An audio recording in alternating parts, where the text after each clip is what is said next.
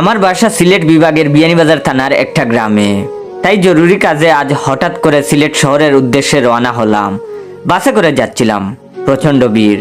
আমি সিট পাইনি, তাই দাঁড়িয়ে আছি বাদুরঝুলা অবস্থায়। হঠাৎ অনুভব করলাম কে যেন বাম হাতে একটা চিঠি ধরিয়ে দিছে।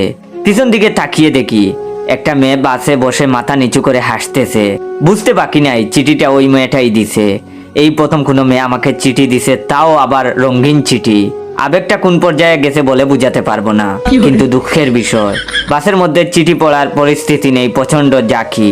যদিও চিঠিতে কি লেখা আমি জানি, একটা সুন্দরী মেয়ে একটা ইয়াং ছেলেকে চিঠিতে কি লিখবে তা তো পাগলেও জানে।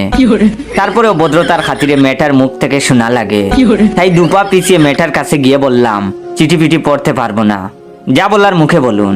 তখন মেয়েটি বলল, আমাকে বলছেন? আমি তখন বললাম, জি হ্যাঁ। তখন সেই মেয়েটি বলল, তা আপনার চিঠি আপনি পড়বেন, আমাকে বলছেন কেন? তখন আমি বললাম, কিন্তু চিঠি তো আপনিই দিছেন, তাই না? আমার কথা শুনে মেয়েটি যেন আকাশ থেকে পড়লো আর বলল, OMG, আপনাকে আমি চিঠি দিতে যাব কোন দুঃখে? আমি তখন বললাম, আমার উপরে ক্রাশ খাইলেন সেই দুঃখে। তখন মেয়েটি বলল, ক্রাশ আর আপনার উপরে? হে হে হে করে হেসে দিল।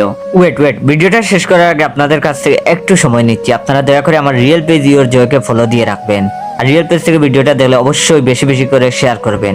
আমার মেয়েটার কথা এত পরিমাণ রাগ হইল যে চিঠিটা খুলে জুড়ে জুড়ে শব্দ করে পড়া শুরু করলাম। চিঠিতে লেখা ছিল, আপনি কি জটিল ও কঠিন রোগে ভুগছেন? দাম্পত্য জীবনে অসুখী, বিশেষ মুহূর্তে দুর্বল, লজ্জায় বউকে মুখ দেখাতে পারেন না, বিয়ে করতে ভয় পাচ্ছেন?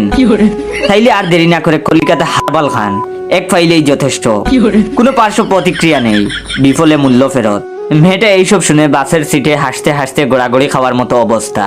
আরেক ভদ্রলোক আমার দিকে বড় বড় চোখ করে তাকিয়ে বলল, ওই মিয়া, বাসের মধ্যে এইগুলা কি শুরু করলেন? মলারাও তো এইভাবে বিজ্ঞাপন দেয় না।